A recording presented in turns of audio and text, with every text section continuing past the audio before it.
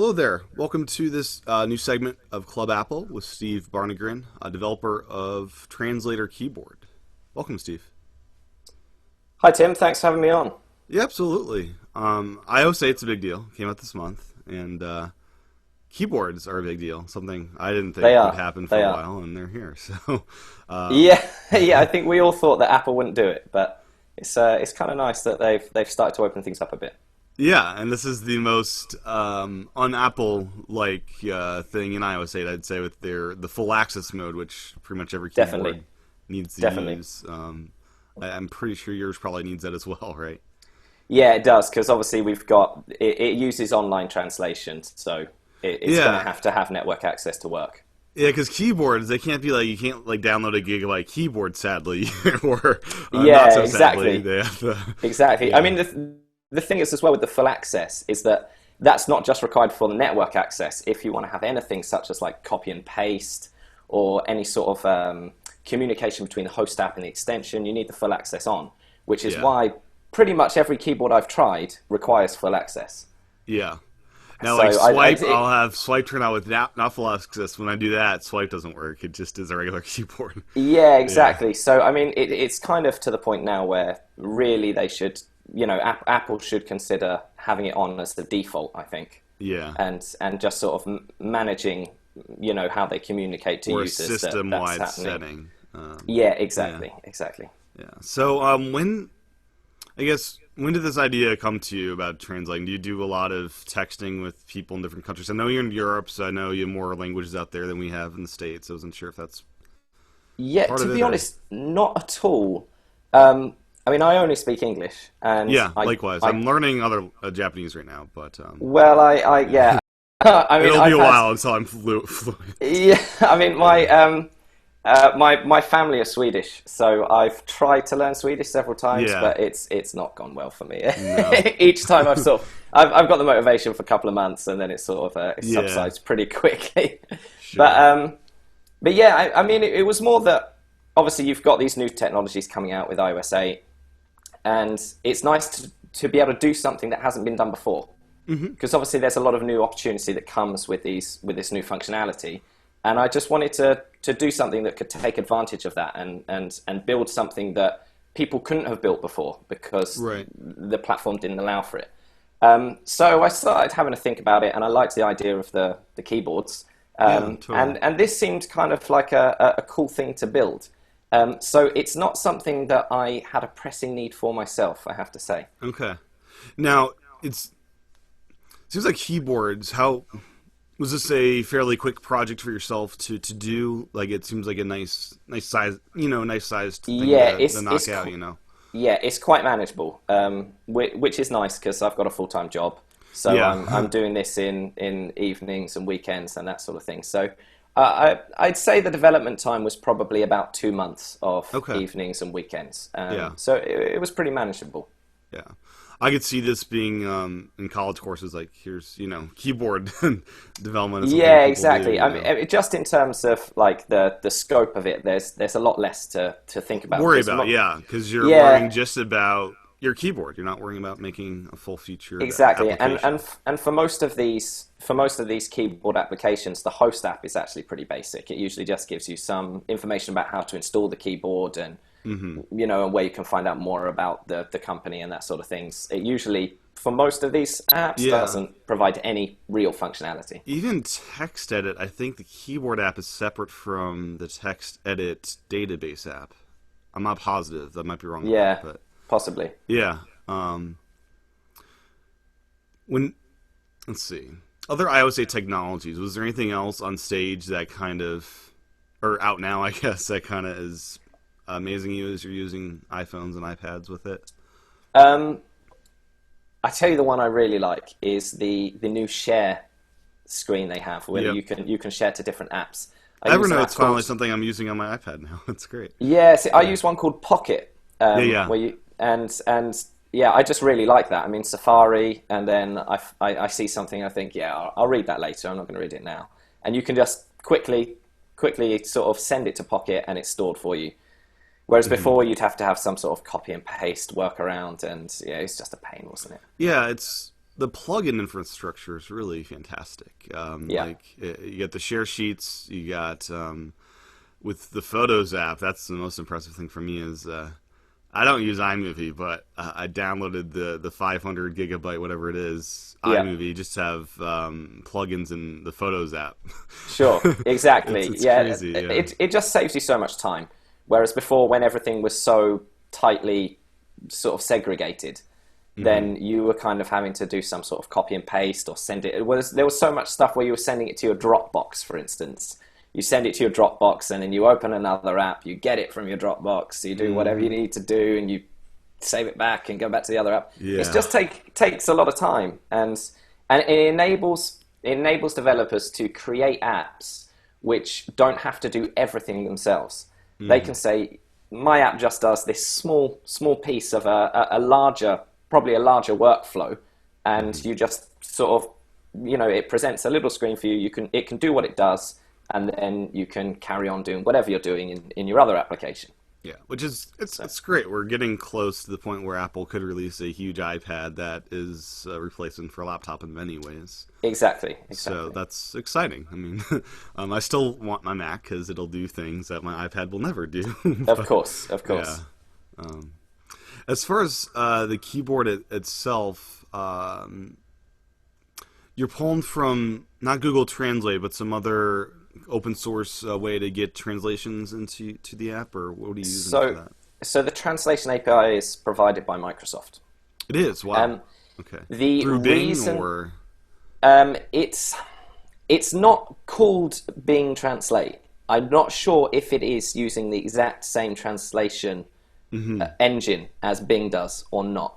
I suppose I could probably A/B test that and find out, but I haven't actually got around to doing it. Sure. The reason for that is that I looked at Google's translation API and this Microsoft one, and I wasn't concerned about the quality of either. Both are going to be great. They're going to be fantastic. They're going to serve its job, yeah. Exactly. The main reason for going with the Microsoft one simply was that the cost was better. From my perspective. They have a free plan, and I can just sort of upgrade that as necessary, and they just have slightly more competitive pricing, which is why I went for that. Cool. And as far as scaling up to different screen sizes, is the iPad supported, or is that a separate beast? No, the iPad is supported. Okay. I mean, the majority of the development has been focused on the iPhone. Sure. Mainly because that's obviously the larger market, and that's where most people are going to be using it. But iPad is supported. It doesn't currently. There's no sort of difference in the keyboard layouts between iPad and iPhone. It'll just gracefully scale up as the screen gets bigger. It basically just looks exactly the same, but it fills whatever size we have. In the future, I'd quite like to sort of think about, with that extra space, I can have more buttons on the iPad, and probably have a slightly nicer workflow for people who are using the iPad. But for the moment, it's basically the same as the iPhone. Right. Like on the 6 Plus, it's weird how Apple did it, where you have your buttons in the middle of the screen. I don't have the keyboard open, but I kind of wish Apple's keyboard, it would look terrible for Apple to do this, but you have like half the keyboard with your buttons, so you can be typing with that hand, then you have another just command keys on the other side of the keyboard. The way they did it in the middle, which is it's okay, but like it's not the same. Like for the iPad, I can literally be typing with two hands on the iPad screen. I can't do that on the iPhone 6 Plus at all. No, exactly. I mean, I'm still on an iPhone 5, I have to say. Yeah, that's what I upgraded from. It was rather. Yeah, I think I'm going to go for the 6 rather than the 6 Plus. Yeah, that's most people. I think that's the correct answer. But I think, it will be nice once I get one to play with properly to see if I can make use of that extra space, or whether just a scale up is the correct thing to do. Just having basically the same UI as I'm doing for iPhone 5, which is currently what's happening. Yeah. So it'll be interesting, and I'd quite like to get my hands on one and actually just play with with what Apple have done with the keyboard on the larger screen size. That would be nice to sort of pick that apart. Yeah, I'll be curious how the 6 Plus goes because I love the size, but people have gone in and they hate the size. It's too big. This is not a phone anymore. It's like Yeah, yeah. I'm fine carrying it around or putting it in my pocket and not sitting down with it in there and stuff like that.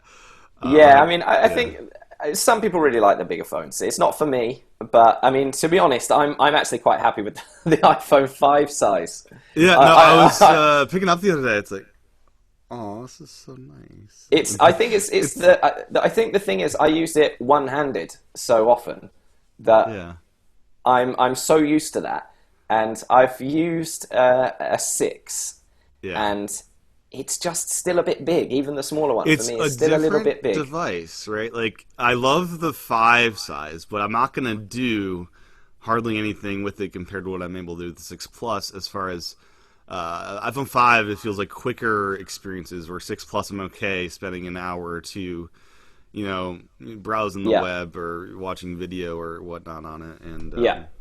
my new go-to position with 6 Plus is landscape mode with the folio case.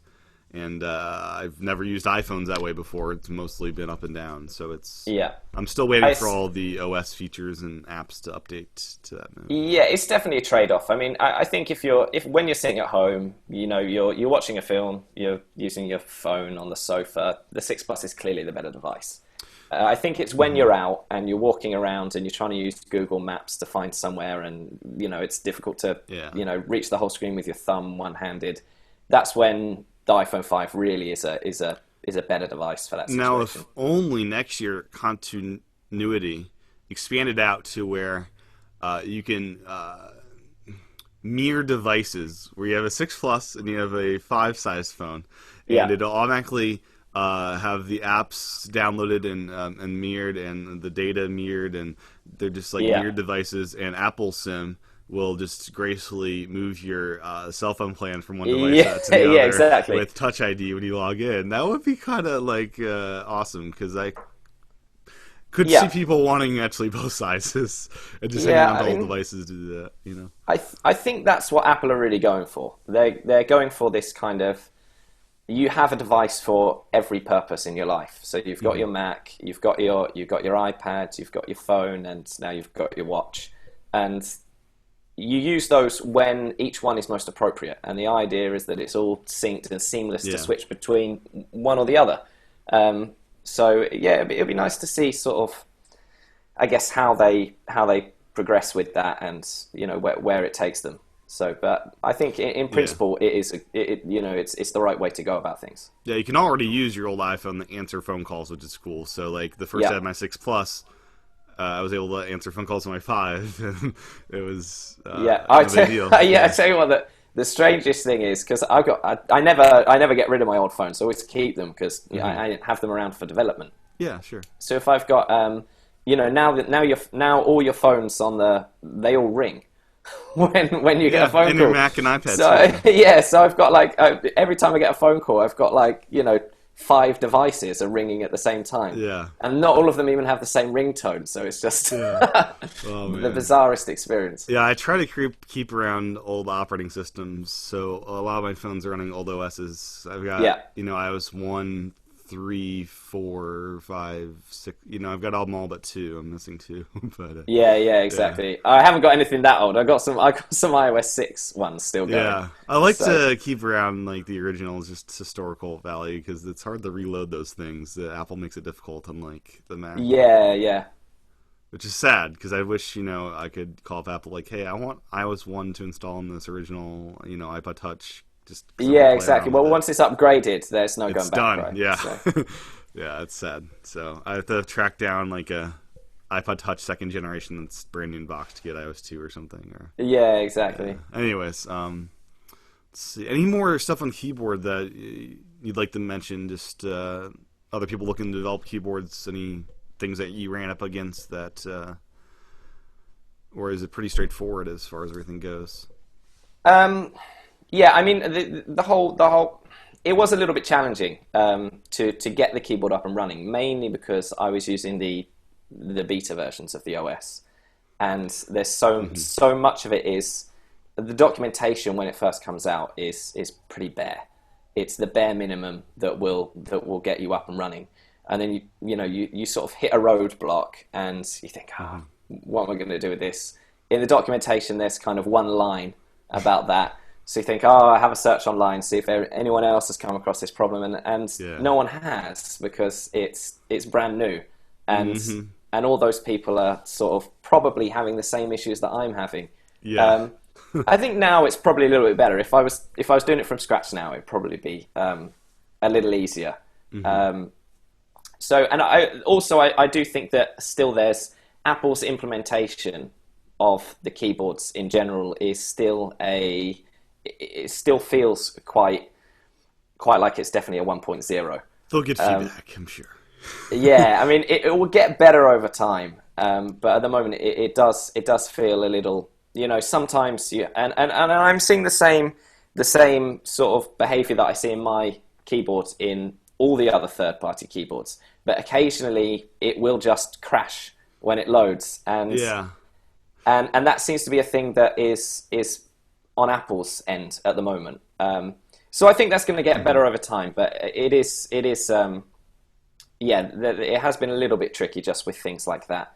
And obviously when the keyboard crashes as well at the moment, there's no way of coming back from that. It's black on the bottom, and it's like, where's my keyboard? Yeah, I mean, they really need to, if the keyboard crashes, it really needs to switch instantaneously back to the default keyboard. Yeah. At the moment, that's not happening. And some keyboards, when you tap and hold on the international key, gives you a list of all the keyboards. Some, it doesn't do that, and you're just like, where's my list of keyboards? Yeah, again, I think there's things that Apple will change. With the way you manage all your keyboards, from the default one, you tap and hold that globe icon, and it gives you your list of keyboards.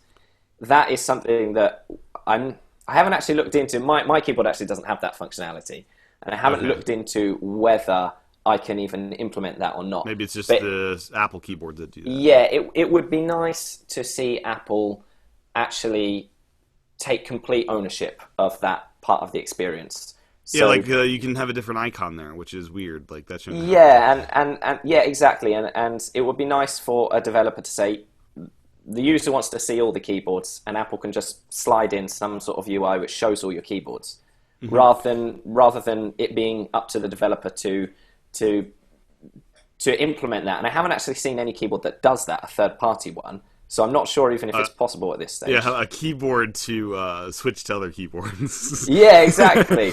But I mean, it's. I think it would be, the more that Apple can take ownership of those aspects that are the same between all keyboards, the better, because it's more of a consistent experience for people.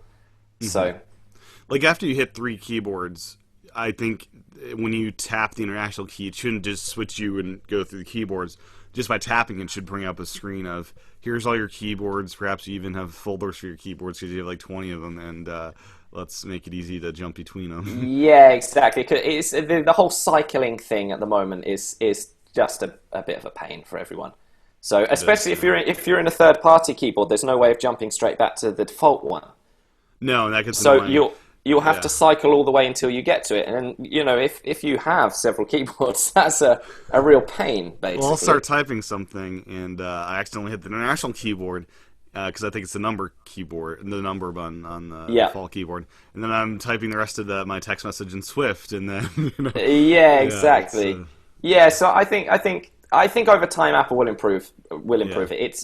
It's clearly their first implementation, and I mean, Apple tend to, on a lot of these things, they tend not to do a lot of updates between the OS releases. No. And this year it seems like they might be changing that, because they're doing iOS 8.1, 8.2, 8.3, but that might be just hardware related in Apple Pay. And Apple I don't Watch. really know. I mean, it might be, we might have to wait until iOS 9 before we really see, some vast improvements there, but I'm sure they'll refine how it works.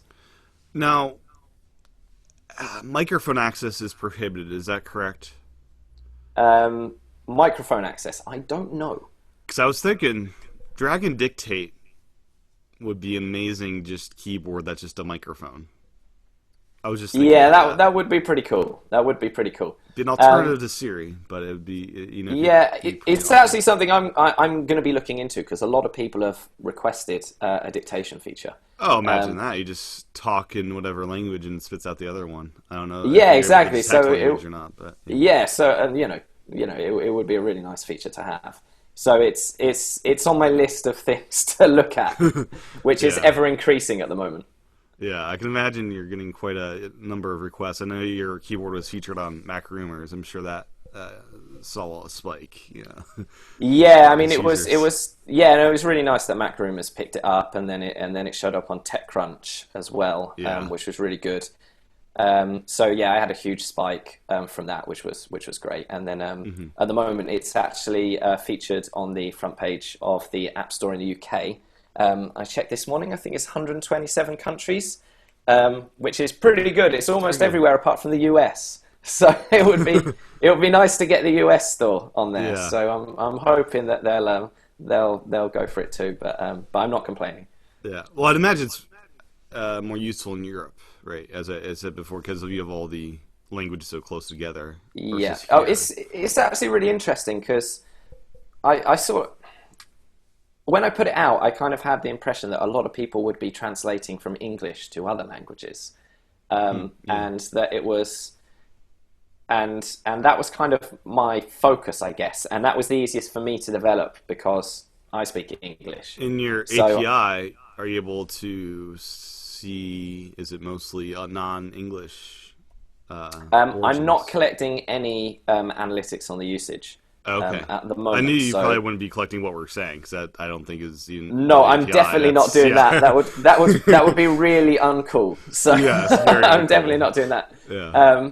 But yeah, no, I kind of I kind of just had this impression that most people would be using the English, to other languages, and it might be, and then after that it would be a lot of European languages. Yeah.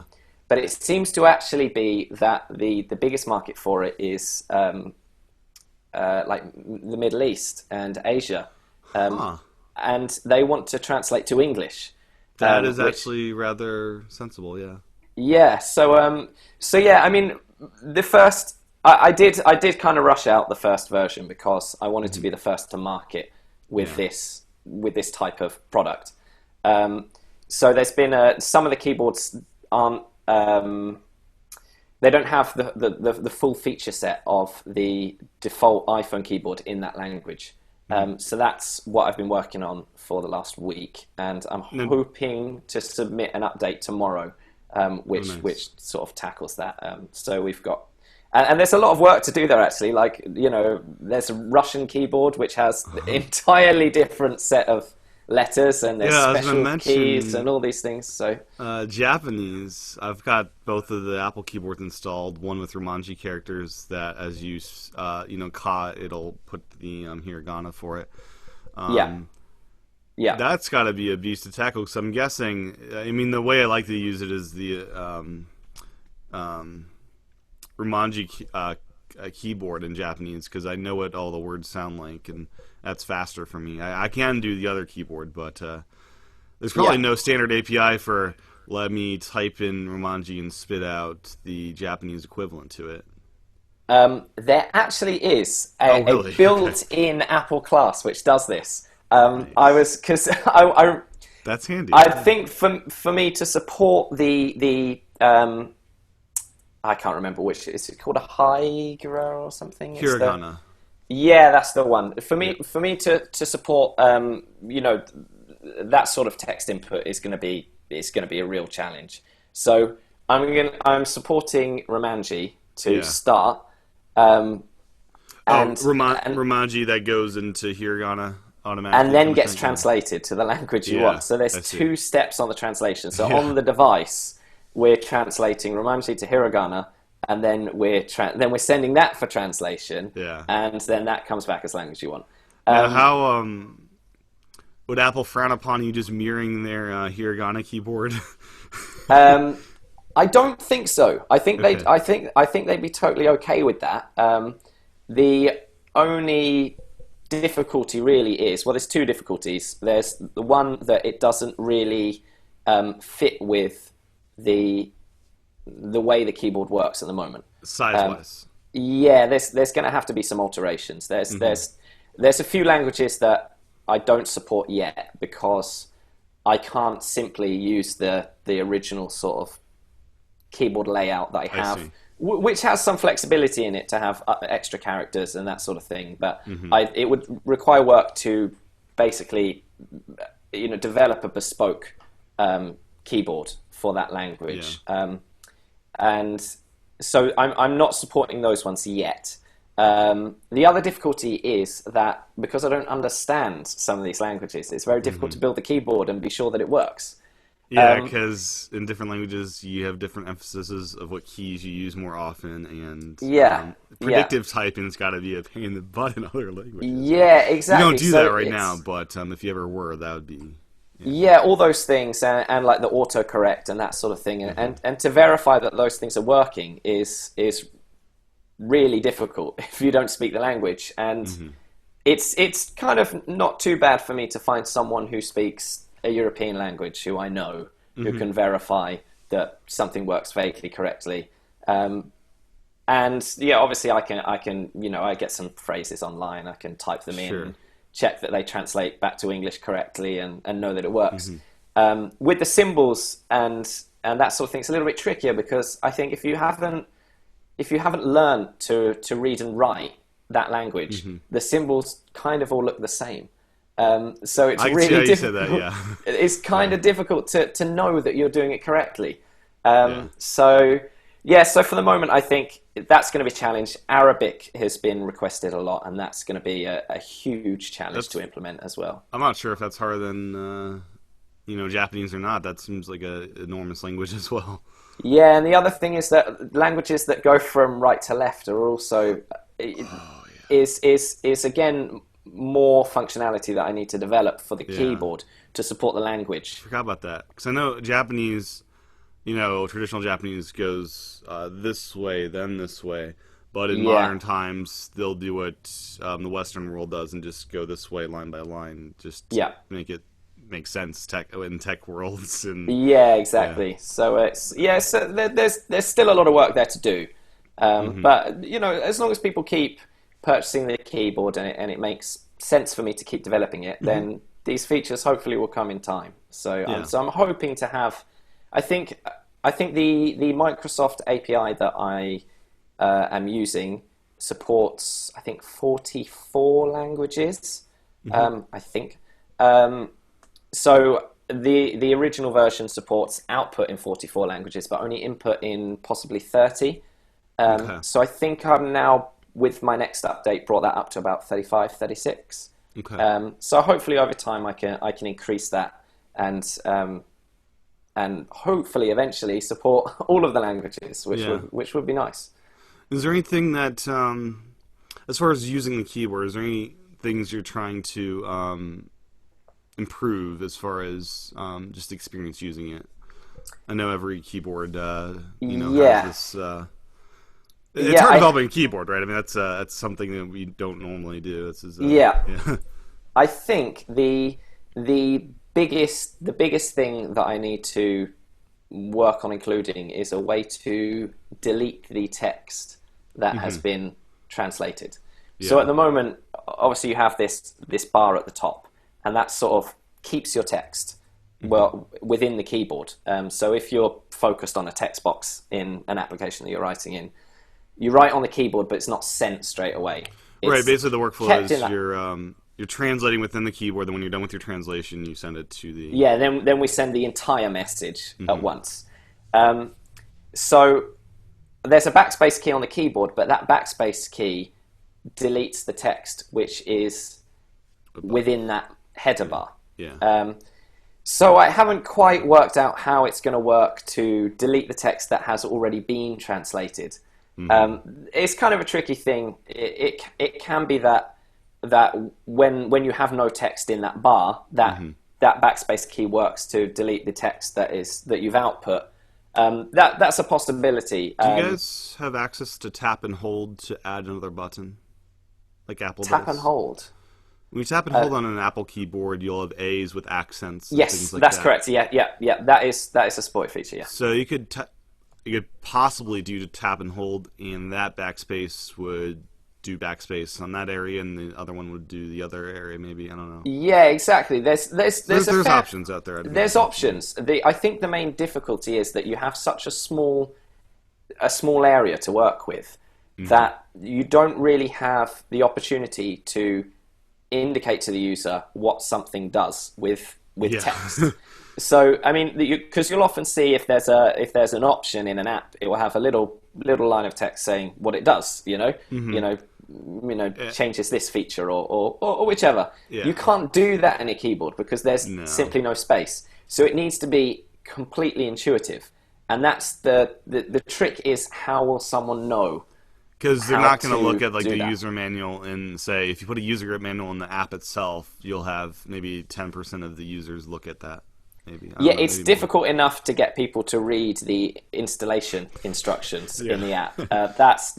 I'm getting so many support emails for people who haven't allowed full access, for instance, and it's it tells you how to do that there, but I think the issue is that it's a large chunk of text, and people see it and go, I don't need to read that. It's fine. I'll just go and enable it in the settings, and then it doesn't work correctly. So it is really difficult to come up with a UI that's going to work for that.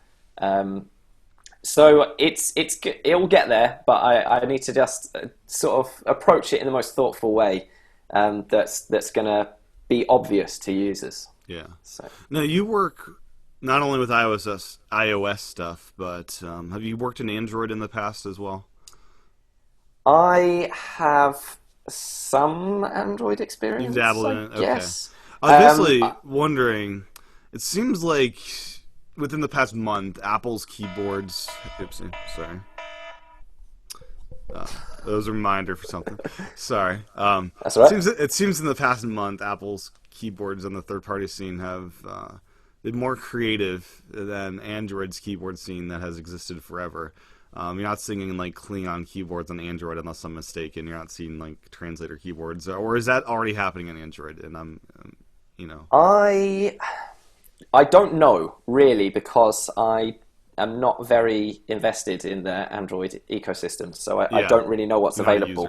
I do have an Android phone, but it's purely for testing. I think I've downloaded maybe 2 apps on it ever. Yeah. And I've never tried a third-party keyboard. Yeah. I have seen there is a keyboard possibly for Android that does some sort of translation. Okay. Although I haven't used it, so I don't know how it works, and I don't know how good it is. Sure. But I have seen that there is something that exists for that. I think one of the things at the moment is that for Android, this stuff has existed for a long time. So we're doing a lot of novelty things right now with Klingon and... yeah, exactly. Yeah. I'd imagine someone's working on an Elvish keyboard to launch with Hobbit 3 when that comes out. I'm imagining that's in the works. That wouldn't surprise me. But yeah, go ahead. Sorry. Yeah, I think that because these features have existed for a long time on Android. As a developer, when you're sort of, you're deciding what project to take on, it's just another thing that you can do, and I guess it's been that way for some time. With iOS, there's a lot of developers now trying to utilize these new features of the OS, and a lot of indie developers as well, because it's a market segment now that's not saturated. It's a place where you can be noticed, because you can do something that's new and it's newsworthy, and you can get coverage on blogs and tech sites and that sort of thing. So I think there's a lot of people trying to come up with innovative ways to use those new features, and that's why we're seeing some really cool stuff on iOS there at the moment. So now, does Apple have in the rules that keyboards have to be for text and data entry, or can people make a Philips Hue light bulb a keyboard that just adjusts your lights or changes your temperature on your Nest thermostat? Is that against the rules to do something that's totally... I think that is against the rules. I think that there is something in the guidelines that says that you have to be able to enter text. Okay. And you have to be able to do that whilst you're offline as well, which has been a pain for me. Yeah, I can imagine. But there's been quite a lot of keyboards that have come out, which really, I think their keyboard functionality is basically just a token effort. Like the GIF keyboard that has no keyboard, but you're communicating. Yeah, exactly. And it's a really cool app. And I guess it does make sense for it to be a keyboard, because you're going to want to use it when you're messaging or that sort of time, and you don't want to have to go out to their app, find the thing that you want, copy it, paste it back in. You just want to bring up their keyboard and do it straight there and then. But I think there's a lot of keyboards like that where the actual keyboard functionality isn't really a priority for them. It's kind of a token effort so that they can say, yes, we're a keyboard. And really, that's not the feature you're going to use. You're going to use your default keyboard. The way around that would be make a standard, Romanji keyboard for English. Then you have a button for a second page in the keyboard, which you're allowed to do, right? Yeah, exactly. And have a page for Hue, a page for Nest, and it could be your, let's control my home. Precisely. So I don't know where Apple draw the line on if you kind of just make a keyboard that does something totally unrelated to communication whatsoever. I don't know where Apple draw the line there. I suspect at some point they're going to say you can't just build your entire app into a keyboard for convenience. It's like, I want to communicate with Morse code through my light bulbs. Yeah, exactly. I think they're going to draw the line somewhere there. I think. I don't think you can. There is There is a Morse code keyboard I discovered the other day. Is there? That's kind of cool. That's kind of cool. I like that idea. I mean, I don't know Morse code, so it's going to be useless to me. There's a Nintendo 3DS game I'm a fan of, Sub Wars, and the whole communication is through Morse code. So by playing that game, you actually learn Morse code, because throughout the game you're looking at a cheat sheet and then tapping it out. So I think the Morse code keyboard could solve a similar thing for people with iPhones, of people learning Morse code, and eventually, Well, they're probably just preparing for their their Apple Watch extension. Oh yeah. So I think that's brilliant. That'd be the only text entry you could probably do on an Apple Watch. Exactly. Yeah. So. Oh man, that's good. Anything else like to bring up before closing out the show? No, I think that's everything. Awesome. Well, Mr. Steve, where can folks find you on the interwebs? You can go to my website, which is www.stevebarnegren.com, and I am on Twitter, and my Twitter handle is @SteveBarnegren. So that's SteveBarnegren. Excellent. And then just search for Translator Keyboard on your iOS 8 device to find them in the App Store. That's the one. Excellent. And thank you so much for your time this morning, and or afternoon, I should say, for you. And hope to have you on again sometime. Oh, perfect. Thanks, Tim. Thank you for having me. Thank you.